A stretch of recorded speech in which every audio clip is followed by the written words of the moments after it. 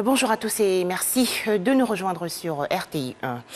En Côte d'Ivoire, les échanges hier entre la ministre du Plan et du Développement, Kanda Nialé, et les députés, c'était à l'Assemblée nationale dans la commune du Plateau.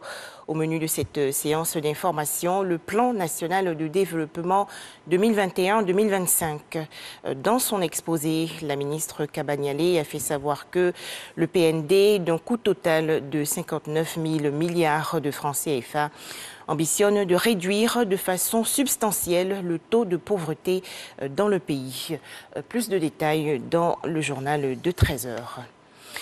Toujours en Côte d'Ivoire, les enfants vivant avec un handicap célébrés le 8 décembre dernier dans la commune de Koumassi. Cette rencontre a également permis de sensibiliser les populations aux questions du handicap chez les enfants. On le sait, ces derniers sont souvent rejetés. C'était une cérémonie en prélude à la Journée internationale des personnes handicapées.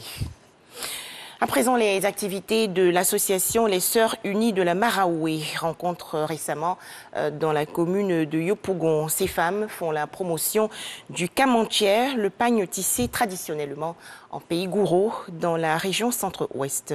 Les précisions de Théodore Zouzou et Franck Quadio. Promouvoir le pagne tissé traditionnel gouro, le kamantier. C'est le combat de l'association Les Sœurs Unies de la Maraoué à Yopougon-Lem. Elle présente ce produit devenu l'élément fondamental de leurs activités génératrices de revenus à l'autorité municipale et pour l'occasion plaide en faveur d'un appui. Le pain baoulé était une richesse des gourous. Ce n'est pas plus négligence qu'on a perdu le pain baoulé. Aujourd'hui, on appelle pain baoulé, pourtant c'était pour les gourous. Et c'est cette richesse-là que je ne veux pas qu'on perde. C'est pourquoi je veux valoriser ce pain, qui est le pain kamantier. J'ai besoin d'aide pour que je puisse aller de l'avant avec cette culture qui est notre richesse. Conformément à la tradition, l'hôte Issoufou Koulibaly, représentant le maire Kafana Koné, est habillé en kamantier par la chefferie gourou du quartier. Les qualités et mérites de ce pagne sont présentés pour l'occasion. Il est évident qu'étant réunis, cela va nous faciliter la tâche dans l'aide qu'on pourra leur apporter pour l'autonomisation. Elles ont demandé dans leur intervention qu'on puisse leur trouver un espace, des boutiques où elles puissent vendre en toute quiétude et dans de bonnes conditions le pain kamantier.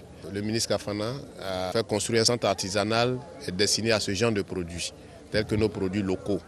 Donc il est évident que lorsqu'on va définir les conditions d'accès à ce centre artisanal, qu'on fera un clin d'œil aux femmes gourous qui sont réunies autour de Mme Zanlou pour valoriser le pain kamantier. Les Sœurs Unies de la Maraoué sont un groupement de 55 revendeuses de ce pagne qui équivaut à 20 peu selon la coutume gourou, peuple du centre-ouest de la Côte d'Ivoire. Cette association est créée depuis 2020 pour conduire ces femmes qui entreprennent en faveur de la pleine autonomisation. Hors de chez nous, ce scandale en République démocratique du Congo. Selon une enquête, l'homme d'affaires Philippe de Moerlouz, nominé au prix de manager de l'année en Belgique, ne s'est pas seulement enrichi en vendant aux autorités congolaises du matériel avec des marges bénéficiaires très largement supérieures à la moyenne. Il a également su profiter de la fiscalité avantageuse de certains paradis fiscaux. En Philippines, le président Rodrigo Duterte a retiré sa candidature au sénatorial de 2022, annonce faite aujourd'hui par la commission gouvernementale chargée de superviser le scrutin. Et pour terminer ce flash d'information, direction l'Indonésie où un séisme de magnitude 7,3 a frappé aujourd'hui la région est du pays. Cette catastrophe a déclenché la panique des habitants mais sans causer de décès ni de dégâts majeurs selon les premières estimations des autorités. Voilà, merci de nous avoir suivis à 13 h le journal.